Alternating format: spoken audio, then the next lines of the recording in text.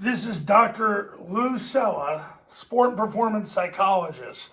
Now we're going to talk today how Bayfield, Colorado, Pamlico, North Carolina, and King Academy in South Carolina got to the state championship game with low roster numbers. I had all three of them. I worked with all three football programs, all three at different time periods. Bayfield was 2011, Pamlico was 2017, King was 2022. They all had low roster numbers. They were all small schools, and they all went to the state championship game. They did it three ways. And I'm going to go through those three ways right now. You can see those three ways. But they all did this. Now, I have so many schools that have done amazing things. I've had schools win state championships, go to state championship games, go to state playoffs. But most importantly, I have so many programs that have drastic turnarounds in a couple of months. That the year before they were bad, and then after I work with them, they're very good. You can find those stories at tripleoptionfootball.com/testimonials. I will make sure that if you watch this YouTube channel, I am going to make sure you're going to hear about these stories over and over and over again till either you become a client or you go the heck away and go be a communist and run the spread and get your ass fired. That's the bottom line. Because I'm telling you right now, those who have the balls to run this, and you want to do it the right way, and you want to do it like these three head coaches did it, look out. You will grab this profession by the testicles and squeeze said testicles. We're going to go through right now how they did it. Number one, they all had a lean offensive line. Bayfield's offensive line averaged 180 pounds. They also had 4 juniors on that offensive line. But they were lean. When I worked with them, they were lean. I mean, they weren't even close to 200. But they get it done. That's what happens in this offense, lean. Alex Gibbs might be one of the greatest offensive line coaches that ever lived. Obviously, he's famous for what he did with the Broncos in the 90s. But he wanted the leanest offensive line in the NFL because he knew that if guys can move and you don't have to spend time working on people's feet because you don't have time. You got to work on combative stuff. It's the same thing here. Because of the scoops and the veer releases and pulling on toss, you don't have time to work on people's feet. They either have them or they don't.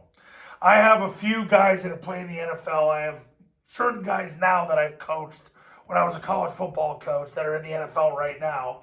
And it's the same thing. They don't get drafted because they get drafted, they have to have feet. Because by the time they get to the NFL, all they work on is offensive lineman getting from point A to point B. My one friend, the great Jim McNally, and you can see Jim McNally, he posts stuff on Twitter all day long about offensive line stuff. It's actually really neat. I spent 2 training camps with him when he was with the Bills. And I would stand right next to him and Larry Zerline.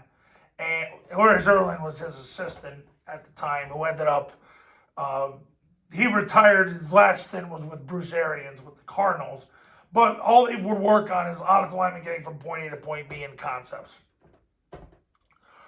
But lean offensive lineman was the key for these 3 programs. Number 2, their skilled players got to landmarks with a secured ball. The thing about Bayfield was their quarterback would get the ball, would go to the B-back.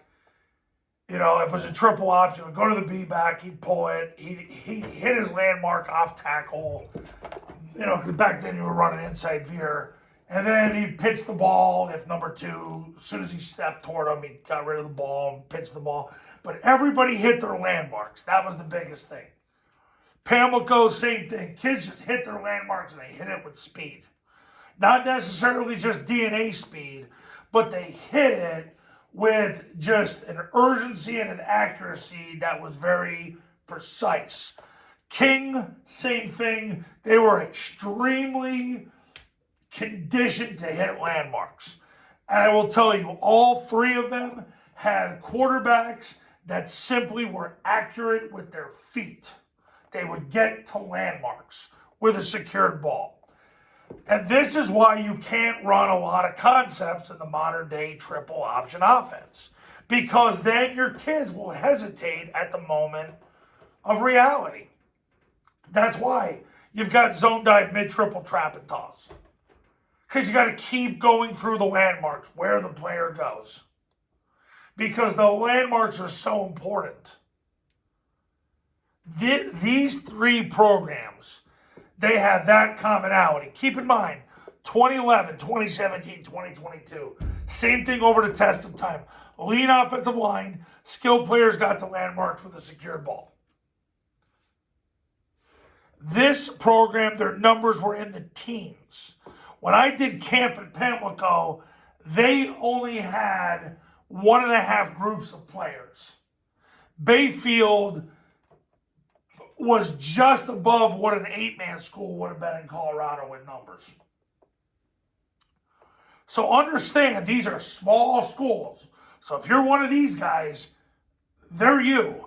This is how they did it. Lean O-line, skilled players got to landmarks with a secured ball. Number 3, and this is what I'm going to say about the head coaches. The leadership went beyond just believing in the offense. There was no other option. Like when you would talk to Marshall Hahn at Bayfield, like he never thought about like other offenses, like maybe we could do that. No, he just ran triple option. That was it. This is how we make it work. There was no hesitation. Torrey, who I've written extensively about over the years, Torrey's already two schools removed from Pamlico. He went to New Bern, and now he's at, I think it's called Hillside in North Carolina. He's going to be a college football coach shortly. I just know it. I just talked to him, and him. I talked to these two guys within the last 10 days. I talked to him probably within the last 20, 30 days. But Pamlico, the leadership was, Torrey just was like, this is what we do. This is how we make it work. Like, they're not worried about, is it going to work? It's, this is how we're going to make it work. They force their will on the people. Not to say they were overly authoritarian. Their personalities weren't overly authoritarian. But their belief in the offense went beyond just belief. Like, it was like, how we make it work. There was no, is it going to work? It's how do we make it work? Same thing with King Academy. Dennis Gibson is constantly focused on studying every play he runs, how many yards per play, and figuring out what he can take out of the offense to make the offense work better. The leadership went beyond just believing in the offense. There's no other option. This is what they do. So that's how Bayfield, Pamlico, and King got to the state championship game with low roster numbers. Lean O-line. And guys, it's the most important thing I've learned in the 4 decades I have taught this offense. And since I've been in business and done this in 45 states and 2 Canadian provinces. And I'm about to do it in 46 states. Stay tuned. Lean O-line is the most important thing. You got to have a line under 200 pounds at the high school level. Do I think a kid can get to 220 if he's 6'4", 6'3"? Yeah, I think you'll be all right.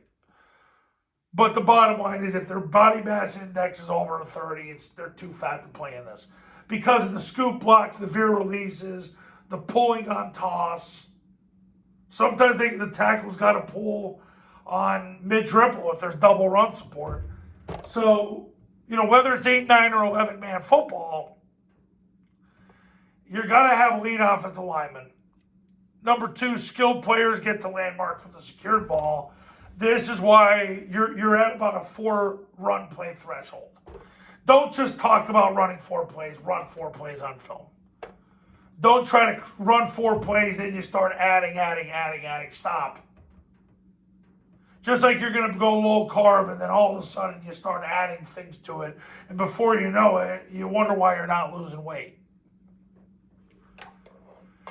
Number 3, the leadership went just beyond belief in the offense. There's no other option. They made sure it worked. They found every possible way to make it work. Okay, so that's how they did it. Coaches, if you want to be like them, pick up the phone, give me a call. The Triple Option Football Academy and Triple Option Football Academy camps are going to show you how. Go to tripleoptionfootball.com to learn more. Look, the academy starts at $9.97. Is $9.97 worth it? So you can win now. The whole purpose of the Triple Option Football Academy is to get you to learn Air Force's modern-day offense fast so you can apply it right now. That's the whole point. There's a ton of stuff you can watch. The bottom line, if you watch the 3-Step Clinic, we do the webinar, and you call me when you have questions, you're going to go far. $9.97. How is paying $9.97 worth winning 2, 3, 4, 5, 6, 7, 8 more games next year? Turning around your program, improving your quality of life? It happens all the time. So if you're ready to win, call me. I'll see you in the next video. Talk soon.